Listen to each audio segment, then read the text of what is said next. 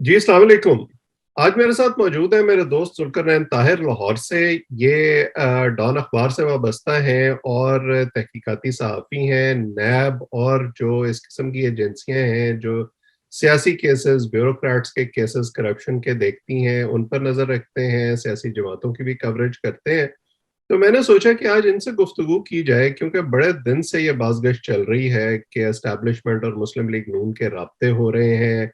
फिर ये भी हुआ कि डीजीएसपीआर ने एक प्रेस कॉन्फ्रेंस में तरदीद भी की कि नहीं नहीं, ऐसा कुछ नहीं हो रहा।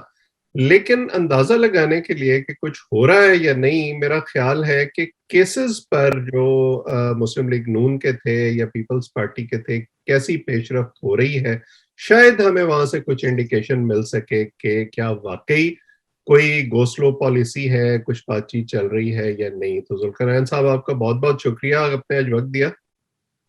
Thank you sir for having me. और आप सुनाएं, क्या हाल है? सब खैरियत है बिल्कुल डीसी ठीक में और ठाक, हमारे पास तो बहुत ह्यूस्टन में? खैरियत है, जी। लेकिन पाकिस्तान में जो है वो सियासी मौसम हमेशा गर्म रहता है। अगरचे वैसे तो बज़ाहिर तो मौसम सरमा है, जी लेकिन जी। ऐसा लगता है कि पॉलिटिक्स बड़ी हॉट हुई हुई है। तो आप बताएं पहले, क्योंकि आप दोनों तरफ देखते हैं, आप सियासी जमातों से भी राब्ते में रहते हैं और आप नैब को भी कवर करते हैं। तो ये बताएं कि पहले तो ये जो डील की बातें हैं, इनके मुतल्लिक आपका क्या ख्याल है, और क्या आपको कोई इशारा मिलता है जब आप मुस्लिम लीग नून के खिलाफ जो केसेस हैं उन पर पेशरफ्त को देखते हैं? देखें, डील की बात जो है वो तो ऑब्वियस है। 2022 आ गया, नेक्स्ट ईयर इलेक्शन है और इसको इलेक्शन ईयर कहते हैं। हम्म।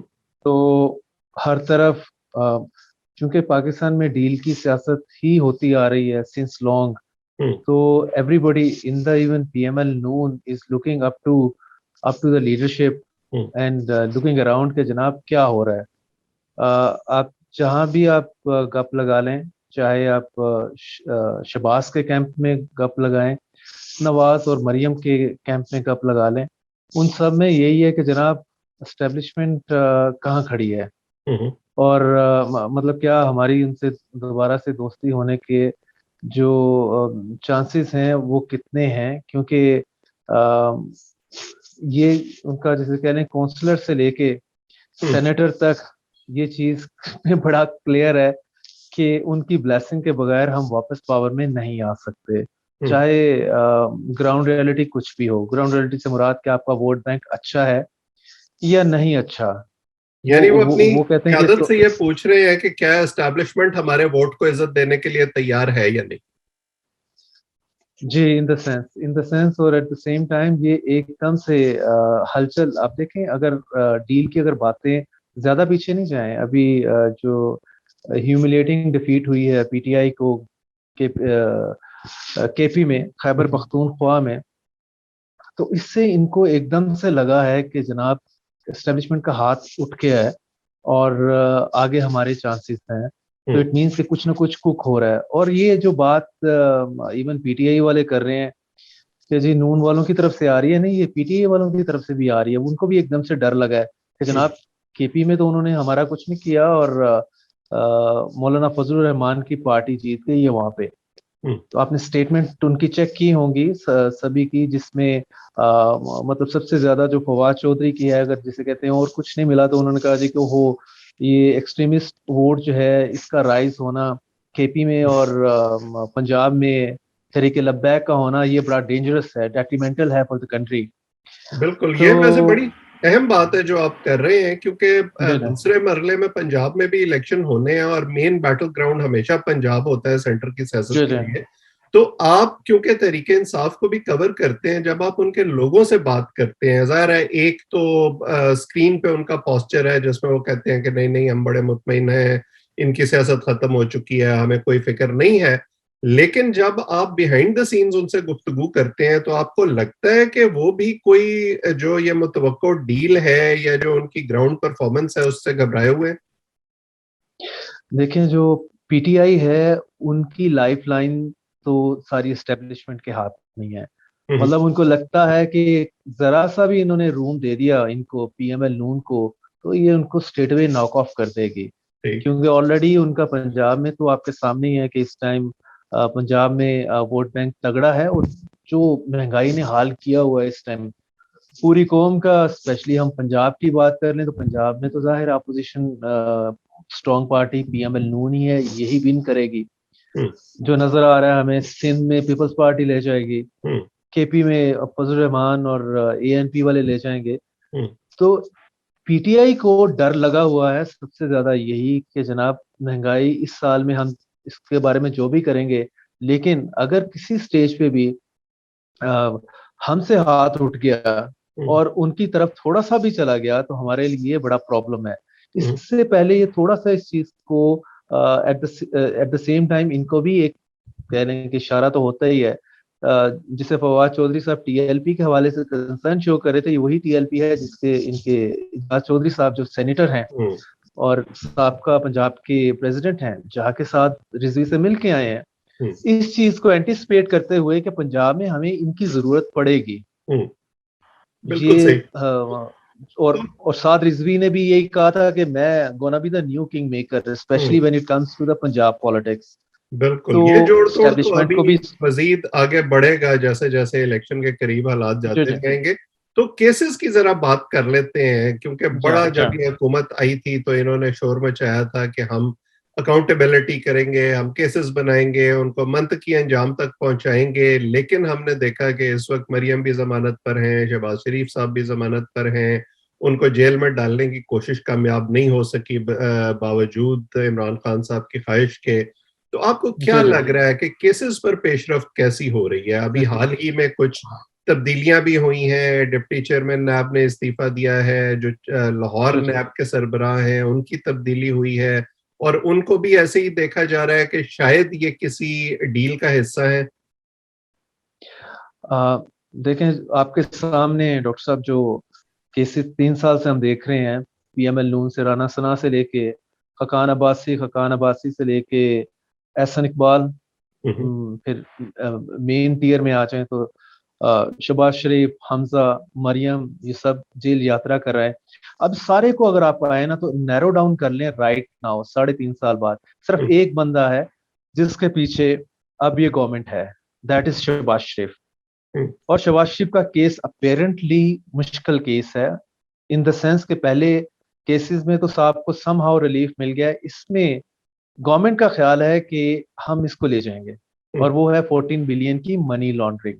हम्म, और ये इसके लिए टारगेट भी उन्होंने एफआईए को ही दिया है। और आज की ताज़ा खबर ये है कि आज के दिन शहजाद अकबर लाहौर में बैठे रहे हैं, और इनके इन्वेस्टिगेटर्स जो हैं इस केस के, उनसे उनकी पूरी बैठक हुई है, और जिसमें उन्होंने कहा है कि जनाब जरा कमर कस लो, हम्म, असी शहबाज साहब ने जान नहीं देना किते। ठीक। तो इसमें इसमें इसी तनाजुर में, इसी कॉन्टेक्स्ट में आ जाएं आप नैब में।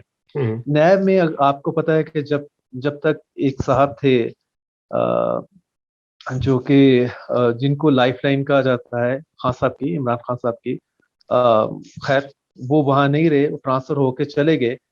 तो काफी सारे लोगों का ख्याल था कि वो ही कंट्रोल कर रहे हैं नैब को, बिल्कुल ठीक है, सही। और get the job and get the business done of Khan साहब के हम्म, हवाले से। तो वो जब ट्रांसफर हुए तो सबसे पहले थोड़ी सी खान साहब कह लें या पीटीआई गवर्नमेंट गॉट पैनिकी। हम्म, तो उन्होंने जो शहजाद सलीम साहब थे, डीजी नैब लाहौर, जो कि केसेस देख रहे थे शरीफ फैमिली के और बाकी अपोजिशन लीडर्स के, हम्म, तो उनका ख्याल था कि अब चूंकि वो साहब इधर नहीं है जिनकी डायरेक्ट डायलिंग थी, तो यहाँ पे वो बंदा होना चाहिए जो कि जिसके साथ हमारी डायरेक्ट डायलिंग हो। ठीक। तो उन्होंने उनको ट्रांसफर करके खुडे लाइन लगा दिया। हम्म, वो इस टाइम डायरेक्टर प्रिवेंशन बन गए हैं, इस्लामाबाद हेडक्वार्टर में चले गए हैं। उनकी जगह पे जमील साहब आए हैं, ये आजम खान साहब इनके जो प्रिंसिपल सेक्रेटरी हैं खान साहब के, हम्म, ये उनके क्लोज हैं। तो अब ओके। कहा ये जा रहा है सर्कल में कि बड़े खान साहब, इमरान खान साहब, छोटे खान साहब जो आजम खान साहब हैं, उनके थ्रू जमील साहब को देखेंगे। हम्म, तो और is a very important with respect to the Sharif family. Hmm, अगर किसी स्टेज पे आगे चल के इसी साल में अगर हम्म, मरियम को भी थोड़ा सा उनकी स्ट्रिंग्स को पुल करना हुआ किसी भी हम्म, तनाजुर में, किसी भी कॉन्टेक्स्ट में, तो इनका एक केस जो है 1500 केनाल आई गेस लैंड जो इनके घर की है जाती उम्रा की, वो उसकी एक्विजिशन के हवाले से ये कहा जाता है कि वो इलीगल है। तो ठीक। उसके लिए अगर आपको याद भी पड़ता हो कि इसको मरियम नवाज को बुलाया था, लेकिन उसके बाद जैसे क्लैश हुआ था नैब के बाहर, फिर इन्होंने बिल्कुल। इसको फॉलो करना छोड़ दिया, तो इसको रीओपन किया जा सकता है। तो ये जो शहबाज शरीफ और मरियम पर फोकस है तहरीके इंसाफ का, ये आपको लगता है कि इसलिए है क्योंकि इनका ख्याल है कि अगले इलेक्शन में ये बड़े थ्रेट होंगे, मरियम नवाज लीड करेंगी पीएमएलएन की कैंपेन को, और शहबाज शरीफ जो है एस्टेब्लिशमेंट के राब्ते उनके जरिए हो रहे हैं, तो अगर इन दोनों को वो किसी तरह से जेल भेजने में कामयाब हो जाए तो वो एस्टेब्लिशमेंट को भी एक पैगाम दे सकेंगे और अपने हामियों को भी मुतमईन करेंगे। जी जी, आपने तो बिल्कुल जिसे कह लें कि कुएं में बंद कर दिया, हम्म। पूरा समअप ही कर दिया सारी सिचुएशन को। बेसिकली यही है कि खान साहब को, इमरान खान साहब को सबसे मेन थ्रेट ही शहबाज शरीफ से लगता है, अगर कि समहाउ स्टेब्लिशमेंट किसी स्टेज पे अगर उनसे हाथ उठाती है तो आगे किसके सर पे हाथ रखना है। हम्म। तो उनके ख्याल में the appropriate candidate is Shahbaz Sharif. लेकिन इफ यू आस्क मी कि is he appropriate candidate in the eyes of the Nawaz Sharif, तो नहीं। नवाज शरीफ साहब जो हैं वो नो मैटर व्हाट हैपन्स, वो किसी सूरत में भी अपने छोटे भाई को प्राइम मिनिस्टर नहीं देखना चाहेंगे। हम्म। अ, ये ये ये वो सबसे बड़ा हर्डल। जी जी। खानदान के अंदर जो एक इस वक्त रिफ्ट चल रही है, जिस पर अक्सर क्या सराहियां भी होती रहती हैं, आप उसकी तरफ इशारा कर रहे हैं। देखिए, रिफ्ट के अलावा अगर आई मस्ट से इट के नवाज शरीफ साहब देखते हैं कि बेसिकली ये डील की क्या है, क्या हम्म। डील ये है, डील से मुराद ये है कि वो क्या चाहते हैं। तो अगर आप शरीफ पर्सपेक्टिव देखें या एल्डर शरीफ पर्सपेक्टिव देखें, वो चाहते हैं कि जी के मेरे खिलाफ और मरियम बीबी के खिलाफ केसेस जो हैं अ, उस वो मतलब बेसलेस केसेस थे, हम्म। अब ये केसेस खत्म हो, बाय समहाउ इनको क्लीन चिट मिले, दोबारा से इलेक्शन ये लड़ें, लड़के असम्बली में बैठे, असम्बली में फिर मियाँ साहब, बड़े मियाँ साहब अगर जीतते हैं, मैनेज कर लेते हैं चीजें, तो प्राइम मिनिस्टर आए, या अगर उनका नहीं प्रोग्राम बनता तो आगे फिर से कि मरियम बीबी का कोई चांस रखें। तो जो अभी तो ये तब्दीलियां हुई हैं और उनका पस मंजर भी आपने बता दिया कि उनसे पीटीआई क्या अचीव करना चाहती है, इससे पहले जो मरियम और नवाज शरीफ साहब के खिलाफ केसेस थे नैब में, आपको लगता है कि वो उतना एग्रेसिवली परसू हो रहे थे या थोड़ा सा उन पर पेशरफ्त जो थी वो सुस्त थी? देखें, मजे का क्वेश्चन है आपका, लेकिन आंसर इसमें वही है कि आप इसको अग्रेसिवली परस्यू कर लें हम्म। या गो स्लो कर लें, at the end of the day evidence पे बात आएगी। हम्म। एविडेंस आप देखें, वो भी कोई इतने बच्चे तो हैं नहीं हम्म। कि पहले वो भी 4 साल रह के गए हैं, मीन पूरा उनका टेन्योर रहा है। एविडेंस के हवाले से चीजें इतनी आसान नहीं है। हम्म। आप मीडिया ट्रायल कर लेंगे, बड़ा स्ट्रॉन्ग कर लेंगे, जो कि हुआ भी है, इसमें कोई शक नहीं। हम्म। लेकिन when it comes to evidence, तो आप पाकिस्तान में भी उनको कन्विक्ट करवाना इजी नहीं है। सिमिलरली लंदन में भी पूरी एफर्ट की तो आसान नहीं है, क्योंकि दोनों जगह पे एविडेंस बेस्ड चीज चलती है। तो क्या आपके एविडेंस नैब होना के एक जराए मुश्किल जो काम है। है, जिन आप नैब के लोगों से जब बात करते हैं, क्या जी जी। वो इस बात को तस्लीम करते हैं कि उनके पास इन केसेस के लिए कोई स्ट्रॉन्ग एविडेंस नहीं है? नहीं, वो हमेशा यही कहते हैं, वो कभी इस चीज पे नहीं आते कि वो कहते हैं जी ये हम हमारे पास एविडेंस है। हम्म। लेकिन जो उनको शिकायत रहती है कोर्ट से ही। मैं ओके। फ्रैंकली बताऊं आपको, हम्म। नए वालों को हमेशा शिकायत इनसे ही रहती है कि जी हम्म। इनको रिलीफ किसी ना किसी फॉर्म में मिल जाता है। ठीक। जबकि मैं फिर उसमें ये भी काउंटर आर्गुमेंट होता है कि भाई कई उसमें तो कन्विक्ट है, जिस तरह आपके नवाज शरीफ हैं, कन्विक्ट हुए, और उसके बाद खैर वो कहते हैं जी बाद में कन्विक्ट होने के बाद इनको मेडिकल ग्राउंड पे रिलीफ भी तो मिला, ये किसको मिलता है। बिल्कुल सही। तो आखिर में थोड़ी सी बात कर लेते हैं, ये जो हुकूमत के अपने लोग हैं, इन पर जब केसेस की बात होती है तो हमेशा ऑपोजिशन और मीडिया में यही पॉइंट आउट होता है कि जी एक दो अमली है। ऑपोजिशन के खिलाफ जो केसेस हैं वो तो बहुत तेजी से परसू होते हैं, उनका शोर भी बहुत मचाती है हुक्मरान जमात, लेकिन जो उनके अपने लोग हैं जब उन पर बात आती है, चाहे वो परवेज खटक हो या आजम खान खुद हो या खुसरो बख्तियार हो और इस किस्म के जितने लोग हैं जो हुकूमत के साथ शामिल हैं, उनके खिलाफ केसेस जो हैं वो या स्लो कर दिए जाते हैं या खत्म कर दिए जाते हैं, तो उनको कैसे देखते हैं आप? देखो, मुझे तो उसमें कभी भी शक नहीं रहा कि नैब या बाकी इन्वेस्टिगेटिंग एजेंसीज जो हैं वो सीरियसली उनको परस्यू कर रही हैं। मुझे सिर्फ एक केस का ही इस टाइम ज़हन में आ रहा है, लाइक अलीम खान का। हम्म। आप इसकी एग्जांपल ले लें कि अपोजिशन का कोई भी केस होगा जिसमें अगर किसी को जमानत मिली है, तो नैब या दूसरी इन्वेस्टिगेशन एजेंसी लाइक एफआईए कह लें, तो उसमें नैब हमेशा उसको चैलेंज किया है। कोर्ट ने उसको ट्रायल कोर्ट ने उसको बेल दी है, ये हायर कोर्ट में गया है उसके खिलाफ।